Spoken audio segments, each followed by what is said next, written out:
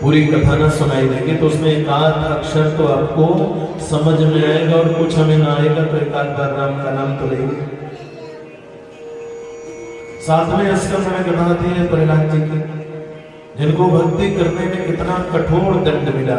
ऐसा कौन सा दंड था जो पिताजी ने ना दिया होगा, अग्नि में न जलाया हो, बर्फ से न पिघलाया हो, विष न पिलाया गया हो, सांपों के बीच में न डाला गया हो। लेकिन उनका विश्वास था कि ये दंड हमारे शरीर को मिल रहा है, पर मैं शरीर और अंत में भगवान को प्राप्त किया। भगवान ने प्रहलाद से पूछा, बेटा क्या चाहिए? तो प्रहलाद जी ने क्या मांगा था? बस एक ही वरदान दे दीजिए कि किसी से मुझे कुछ मांगना ही न पड़े, सब कुछ पूर्ण है। दो ही भगवान के भक्त ऐसे हैं जिनको बिना मांगे 36,000 वर्ष तक इस धरा में राज्य करने का सौभाग्य मिला है, ध्रुव जी और दूसरे प्रहलाद जी। तो जीवन में बहुत संघर्ष आता है, लेकिन उस संघर्ष को धैर्यता पूर्वक अगर आप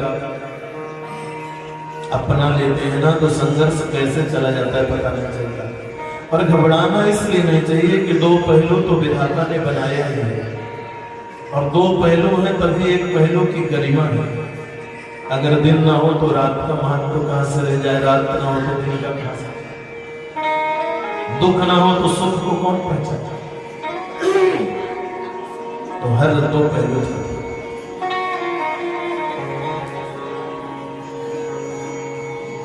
कथा कहती है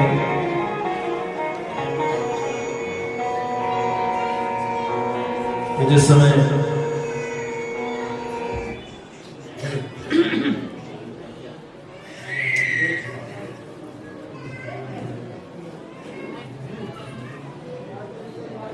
अगर अहंकार आता है ना तो उसका पतन होता है।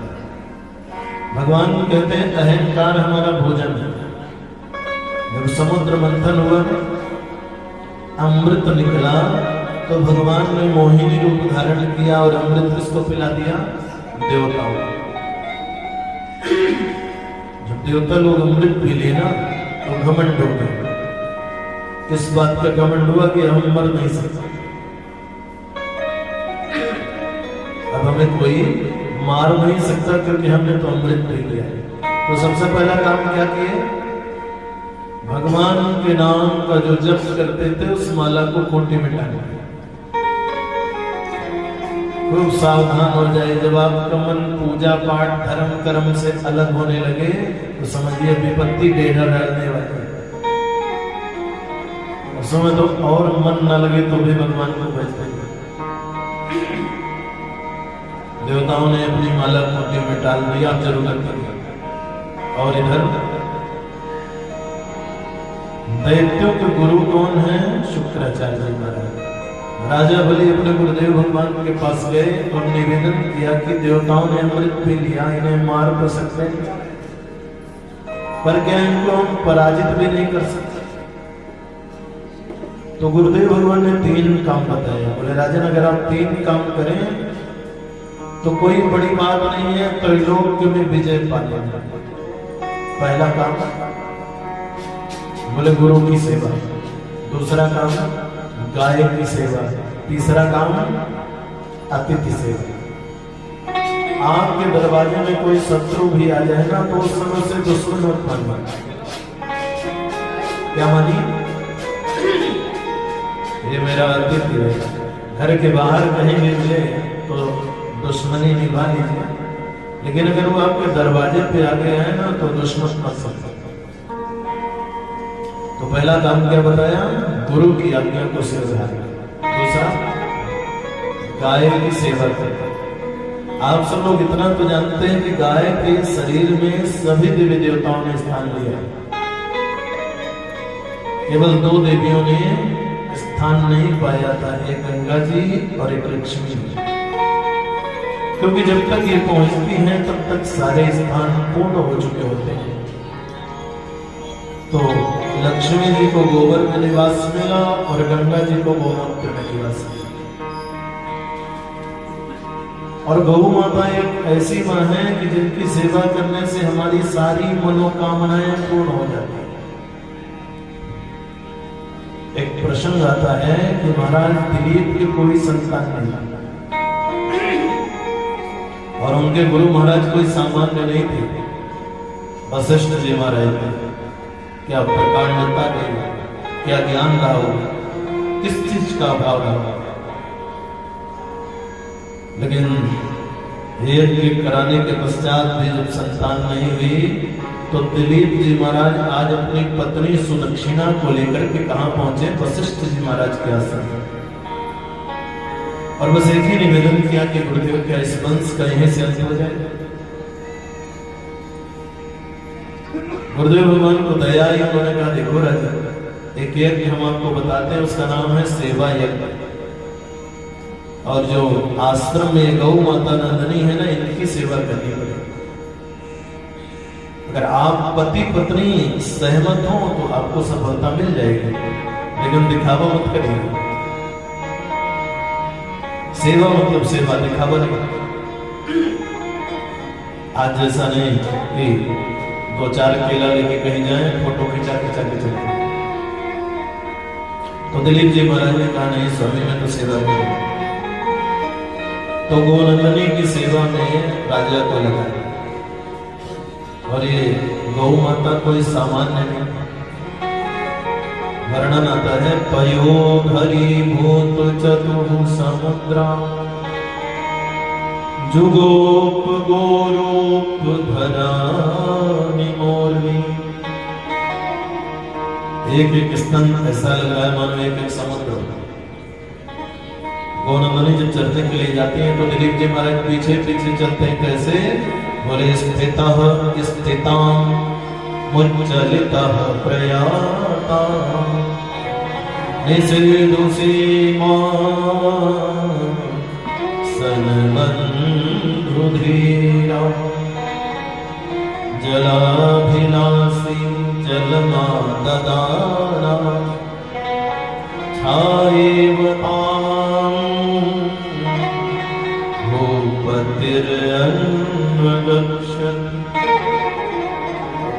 गौ माता जब खड़ी हो जाती है ना तो पीछे खड़े हो जाती है और चमर डुलाते हैं, दंस समंस का निवारण करते हुए। कोई मक्खी नहीं बैठना चाहिए, ये सेवा है।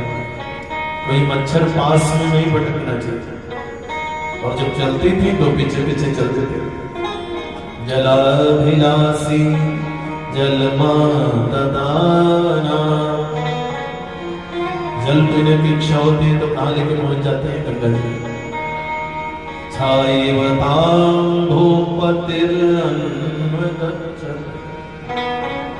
जैसे चक्रवर्ती सम्राट अपनी पूरी प्रजा की पृथ्वी की रक्षा करता है, दिलीप जी महाराज ने गोनंदनी की रक्षा किया। ये व्रत आज पूर्ण होने की स्थिति में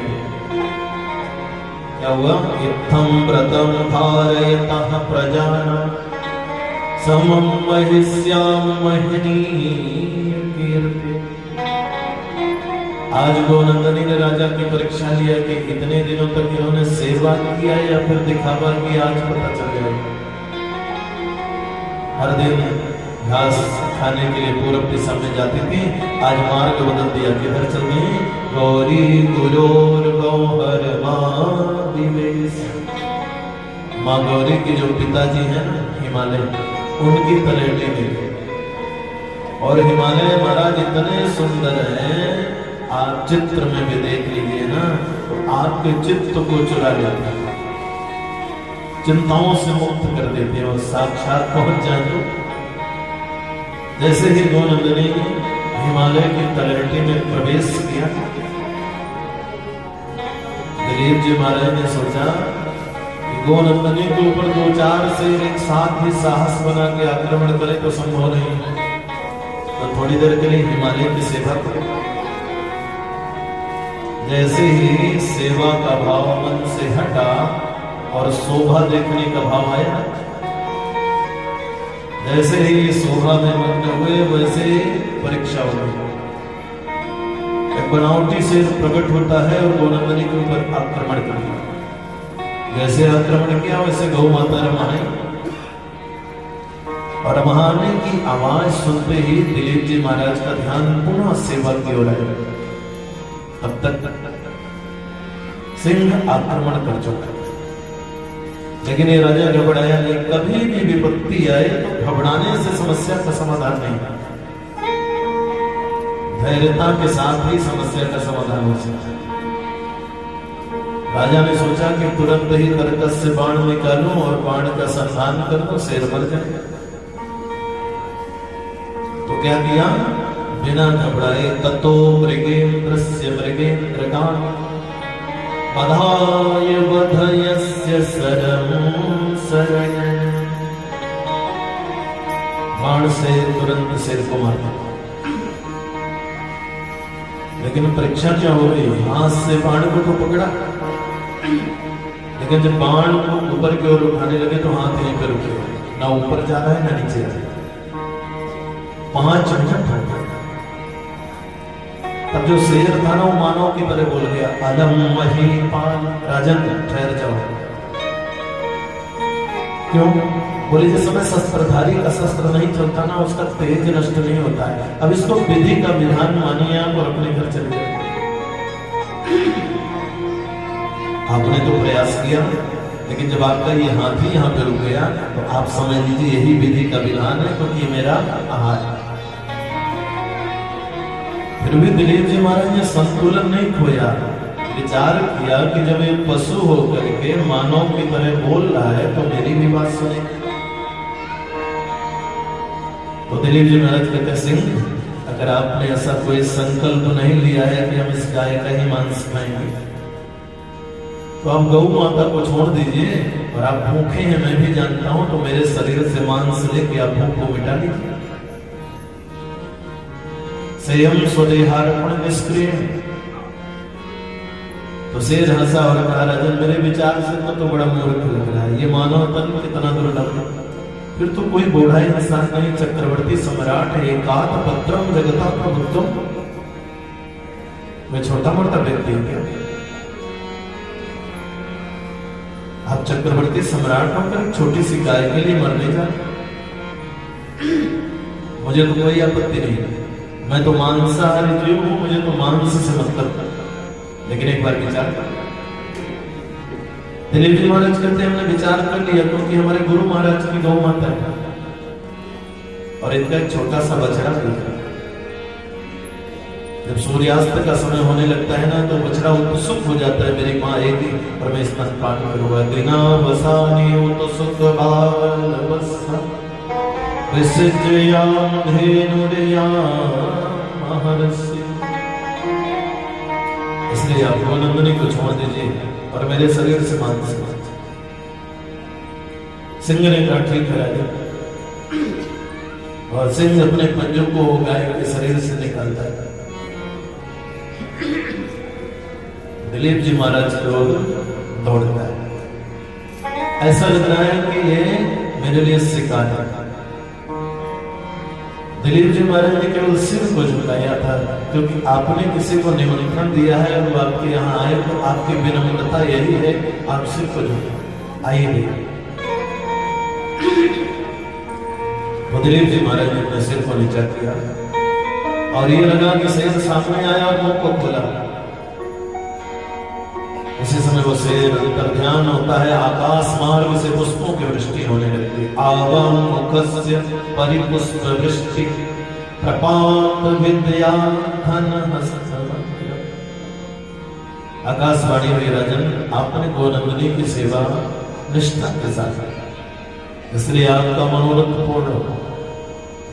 तो गाय की सेवा करके हम अपने मनोरथ को पूर्ण कर सकते। इतना ही नहीं, आप लोग जानते हैं गाय का दूध, दही, घी, गोबर और गौमूत्र से औषधि बनती है जिसका नाम है पंचगव्य। और इस पंचगव्य में कितना बड़ा गुण है, आपके हड्डियों में जो पाप रखा है, जिसका स्वास्थ्य हमेशा बिगड़ा रहता है ना, उसको नित्य प्रति पंचगव्य पीना चाहिए। पंचगव्य पीने से क्या होता है, हड्डियों में जो छिपा हुआ पाप है ना, वो भी निकल जाता है।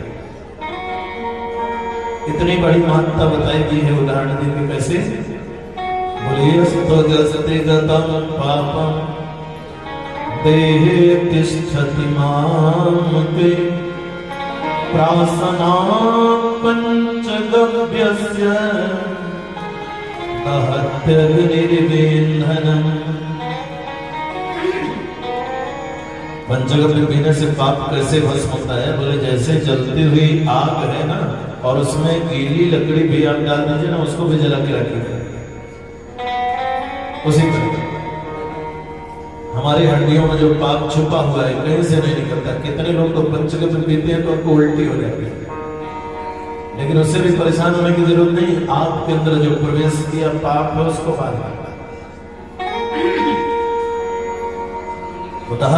निवेदनम, हमारे अंदर छिपे हुए हड्डियों के पाप को पंचगव्य उस तरह जला के भस्म करता है जैसे जलती हुई आग में गीली लकड़ी भी जल करके राख हो जाती है। हमारा तो सबका धर्म है गाय की सेवा।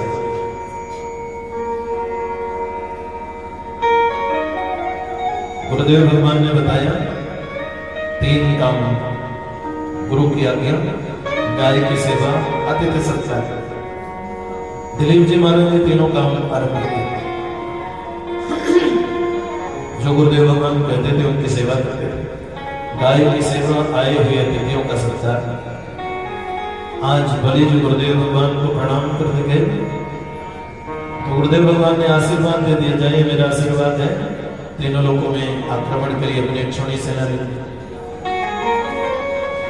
तो बलि जी गए, केवल इंद्रलोक ही नहीं, तीनों लोगों में अपनी विजय की ध्वजा लहराई।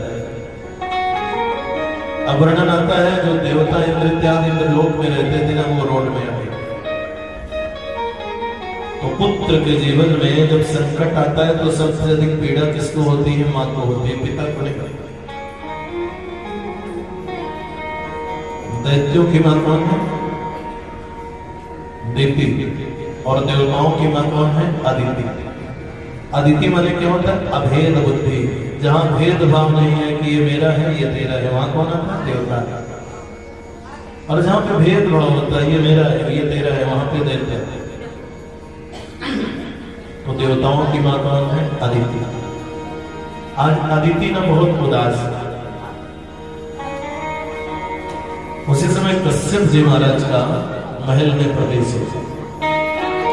कश्यप जी महाराज ने अदिति की उदासी का कारण पूछा, देवी क्या बात? कहीं ऐसा तो नहीं कि आपकी दिनचर्या ठीक से न चल रही? इतने लोग हैं जो सुबह सूर्योदय से पहले उठते हैं, पर कभी भी अचानक किसी कारण वो सूर्योदय से पहले नहीं उठते तो उनको बड़ा अजीब लगता है। कितने लोग हैं जिनका नियम है स्नान करने के बाद मंदिर जाना है,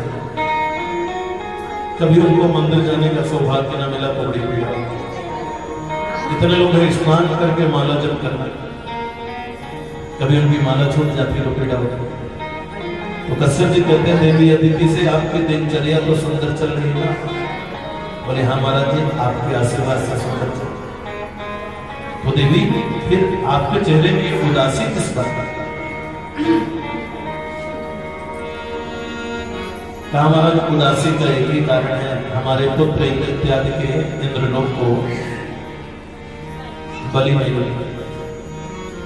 कश्यप जी ने समझाया, देवी कोई बात नहीं, आज तक आपके बेटे वहां पे बैठे थे, आज से आपके बहन के बेटे हैं। तो अदिति ने कहा, महाराज आप पिता है ना, माँ होते तो समझ में आता कि बेटे के जीवन में जब संकट आता है तो माँ को कितनी पीड़ा। अदिति ने कहा कि मैं महाराज मैं ये नहीं चाहती हूँ कि मेरे यहाँ कोई ऐसा बालक जन्म ले ले जो मेरे बहन के बेटों को मारे, पर महाराज इतना जरूर चाहती हूँ कि मेरे घर में कोई ऐसा बालक आ जाए जो हमारे पुत्र इंद्र इत्यादि के सुखों को पुनः वापस दिलाए। कश्यप जी महाराज ने अदिति को एक व्रत बताया जिसका नाम है पयो व्रत। पय माने दूध, दूध पी करके जो व्रत किया जाता है इसका नाम है पयो। कब किया जाता है? बोले फागुन के महीने में शुक्ल पक्ष प्रतिपदा से लेकर द्वादशी 12 दिन सुबह सूर्योदय से पहले उठिए, इस शरीर में जंगल वाले सुअर की खोदी हुई मिट्टी लगा करके स्नान करिए, आपका पाप नष्ट होगा। ईश्वर की आराधना के लिए आपको वो संतान मिलेगी कि वास्तव में आप भगवान का हमेशा धन्यवाद करेंगे। आदित्य ने किया परिणाम यज्ञ पुरुषाच्युत तीर्थपाद तीर्थाश्रयः श्रवण मंगलदाम। सुबह उठ करके सूर्योदय से पहले वे किनारे भगवान का पूजन आनंदित रहने लगे। एक दिन देवता लोग भगवान के पास गए, निवेदन किया तो भगवान ने कहा कि देखिए भैया, इस समय राजा बलि पे गुरु की कृपा होगी। गुरु कौन है? बोले गु माने अंधकार और रो माने प्रकाश। जो अंधकार से निकाल करके न्याय रूपी प्रकाश की ओर हमें अग्रसर करता है ना, वो गुरु। तो बोले इस समय राजा पे बलि पे गुरु की कृपा होगी। हम भगवान नारायण अगर हम भी युद्ध करेंगे ना तो पराजित होंगे। लेकिन उधर आपकी मां अदिति ने प्रयोग रख किया है और हमने उन्हें वचन दिया है कि हम आपके यहाँ पुत्र बन करके आएंगे और आपके पुत्र इंद्र इत्यादि के सुखों को पुनः वापस दिलाएंगे। तब तक आप लोग प्रतीक्षा करें।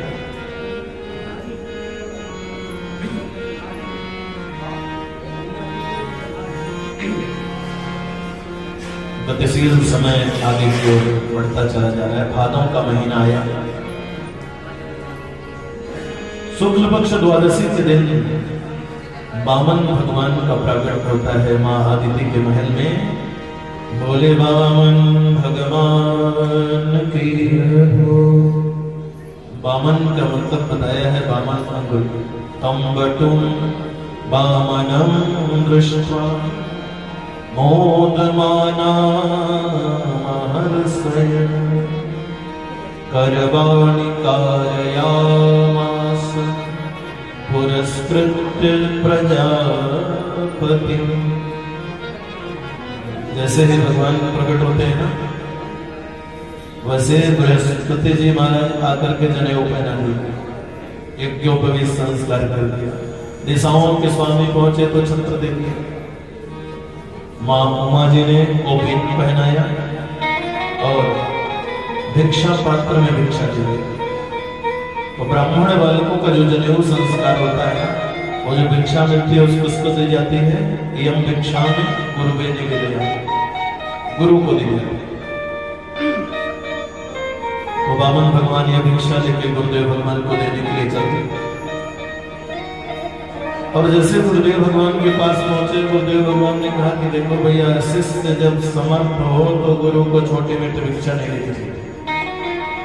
तो वामन भगवान ने निवेदन किया, आज्ञा करके। गुरुदेव भगवान कहते हैं आप चले जाइए गुजरात में, जहां राजा बलि का युद्ध हो रहा है, वहां से 3 पग पृथ्वी मांग के लिए। वामन भगवान ने गुरु महाराज की आज्ञा लिया और सीधे कहां पहुंचे जा रहे हैं? जहां पर बलि का यज्ञ चल रहा है। उसी समय शुक्राचार्य जी महाराज ने राजा बलि से कहा कि राजन, सूर्य भगवान का ध्यान करिए, प्रत्यक्ष होता है। और सूर्य भगवान की ओर जैसे ही दृष्टि डालने के लिए आंखों को उठाया, सामने से आते हुए वामन भगवान को देखा। राजा जैसे ही वामन भगवान को देखा ना, स्तंभित हो गई दृष्टि और लगा कि जैसे भगवान सूर्य नारायण ही ये रूप लेके आ गए। तब तक वामन भगवान राजा बलि के यज्ञ भूमि के समीप पहुंचे जा रहे हैं। बड़ा अद्भुत रूप बनाया है वामन भगवान। हरे वामन का रूप बनाए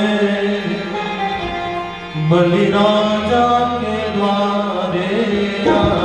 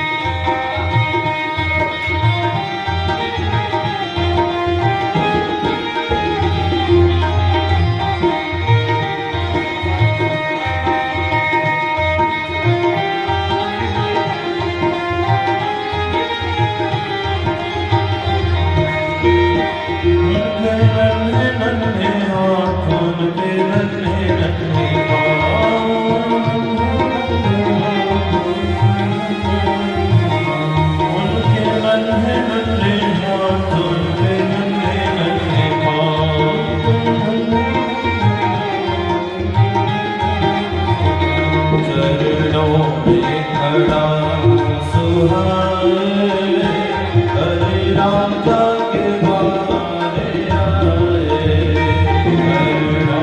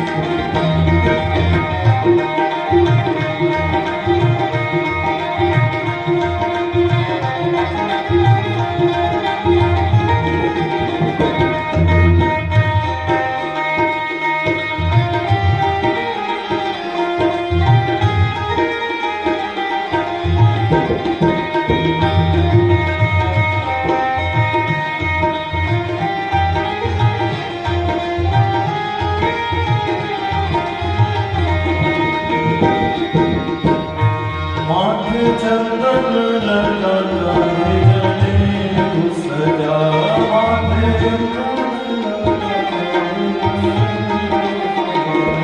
भगवान से यज्ञ भूमि की तरफ आ रहे हैं ना। राजा बलि ने देखा स्वरूप कैसा है, आंख चंदन लगाए जने सजा,